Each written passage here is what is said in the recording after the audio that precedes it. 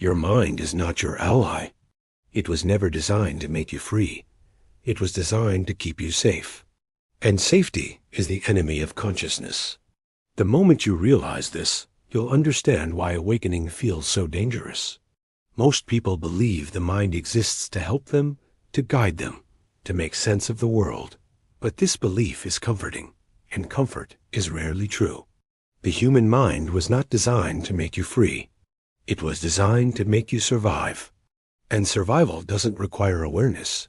It requires obedience to patterns. From the moment you are born, your mind begins learning how to keep you safe, not how to make you conscious. Safety comes from repetition, from predictability, from staying within what is known. Awareness threatens all of that, because awareness questions, and questioning destabilizes. This is the first uncomfortable truth. Your mind does not want you awake. It wants you functional, consistent, and familiar. Consciousness is unpredictable, and unpredictability feels like danger to the brain. This is why the mind resists silence, why it fills every gap with noise, why stillness feels so uncomfortable. When there is silence, the mind loses control, and control is its primary function. The psychologist Carl Jung understood this conflict deeply. He saw that the psyche is not unified. It is divided, fragmented, and often working against itself. The ego believes it is in charge, but it is not. The ego is a manager, not the owner. Beneath it lies the unconscious, a vast system of instincts, memories, fears, and conditioned responses quietly directing our behavior. Most of what you do, most of what you think, and most of what you feel is not chosen. It is triggered. A sound, a word, a memory, a tone of voice, and suddenly the mind reacts. This reaction feels personal, but it is automatic. This is how unconsciousness operates. You think you are living, but most of the time you are responding. Responding to the past, responding to conditioning, responding to stored emotional data. Awareness interrupts this process, and interruption is dangerous to the system. This is why the mind creates distractions, why it pulls you into thought loops, why it replays old stories. Thinking keeps you busy, and a busy mind does not observe itself. Observation is the doorway to awakening, and the mind avoids doorways. It prefers corridors, long familiar corridors that lead nowhere new. This is why people feel stuck, not because life is limited, but because the mind keeps walking the same mental paths. The brain loves efficiency. It conserves energy by repeating patterns. New awareness requires energy. Presence requires effort, so the mind resists, not consciously, but structurally. Fear is one of its strongest tools. Fear narrows perception. It simplifies reality. It reduces choice. A fearful mind does not explore. It obeys. This is why fear-based thinking feels so urgent, so dramatic, so convincing. Fear speaks loudly because it evolved to. Truth often speaks quietly. The mind prioritizes thoughts that protect identity, not thoughts that reveal truth. Identity is a structure built from beliefs, memories, labels, and roles, and the mind defends identity like territory. If awareness threatens that identity, the mind reacts with discomfort, doubt, anxiety, and restlessness. People often mistake this discomfort for danger, so they retreat. They return to distraction, to noise, to familiar thinking. And unconsciousness continues. The mind tells you stories about who you are, what you can do, what is possible. These stories feel like facts, but they are narratives, constructed over time and reinforced through repetition. Once a narrative becomes familiar, it feels true. The mind equates familiarity with reality. This is one of its deepest flaws. Truth is not always familiar. In fact, truth often feels alien. When awareness begins to grow, the mind senses instability. It increases its activity with more thoughts, more analysis, more noise. This is not insight. This is defense. The mind would rather confuse you then allow a clarity that dissolves its authority. Clarity exposes the mechanism, and once exposed, the mechanism loses its power.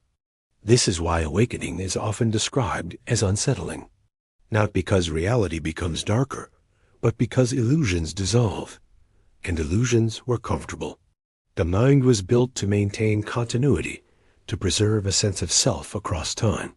Awareness dissolves time. In awareness, there is no past identity to protect, no future image to defend. Only now, and now cannot be controlled.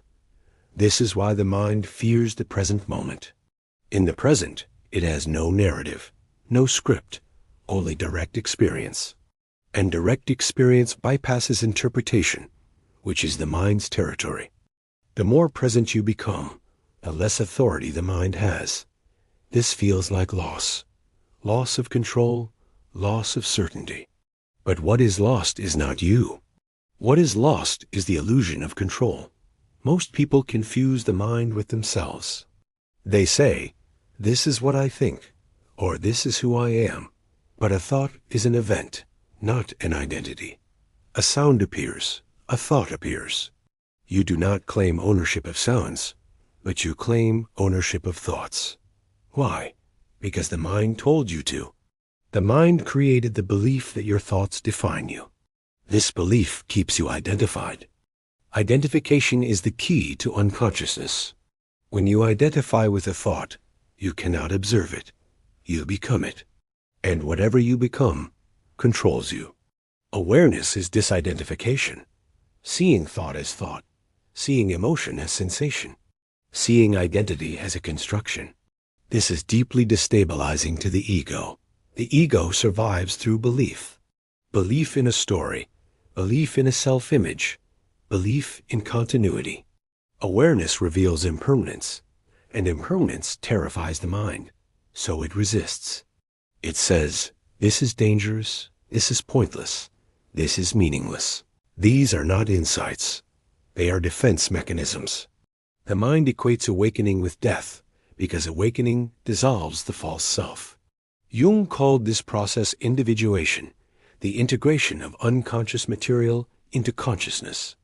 But before integration, there is chaos. The old structure collapses before a new one stabilizes. Most people turn back here. They feel disoriented, unmotivated, lost. They assume something is wrong. But nothing is wrong. The mind is losing dominance. And it does not surrender quietly. It increases volume. It creates urgency. It produces doubt. Anything to pull your attention back into thought. Attention is fuel. Where attention goes, the mind grows. When attention withdraws, the mind weakens. This is why meditation feels difficult. Not because you are bad at it, but because the mind resists being seen. Observation threatens its invisibility. The mind prefers to operate unnoticed, like any system of control. Once noticed, it must justify itself. And justification exposes its cracks. The mind tells you that you need it, that you cannot function without it. This is partially true. The mind is a tool, but it is not the master. Awareness uses the mind. The unconscious is used by it. Most people are used. They believe every thought. They follow every impulse. They obey every emotional reaction. This obedience feels like normal life because unconsciousness is normalized. Entire cultures operate this way. Advertising exploits it. Politics exploits it. Social systems depend on it.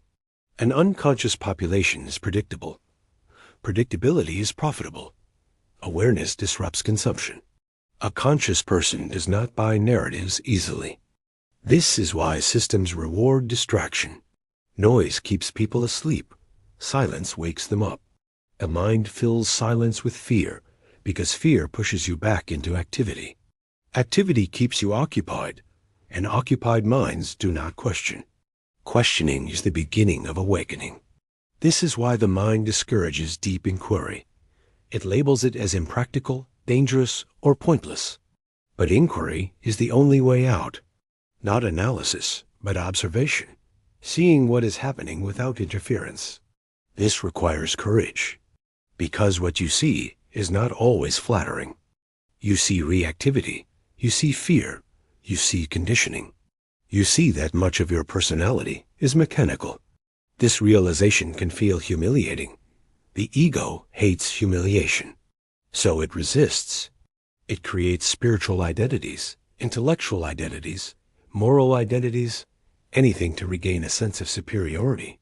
But true awareness has no identity. It does not need to be special. It simply sees, and seeing is enough. Once awareness stabilizes, the mind changes its function. It becomes quieter, more precise, less compulsive. Thought becomes a tool, not a tyrant. This is not the absence of thinking, but the end of identification. Thought happens, but it no longer defines you. The mind still produces fear, but fear is seen, not obeyed. This is freedom. Not freedom from the mind, but freedom from unconscious submission to it. Most people never experience this. They live and die within thought, within stories they never questioned. But some pause, some notice, some realize. And that realization changes everything. Because once you see that the mind was designed to keep you unconscious, you stop trusting it blindly. You listen, but you do not obey. You think, but you do not disappear into thought. You feel, but you do not become the emotion. This is presence. This is awareness. And awareness is not something the mind can control. That is why the mind fears it. And that is why awakening has always been rare. Not because it is impossible, but because the mind is very convincing. And comfort is seductive. But truth, once seen, cannot be unseen.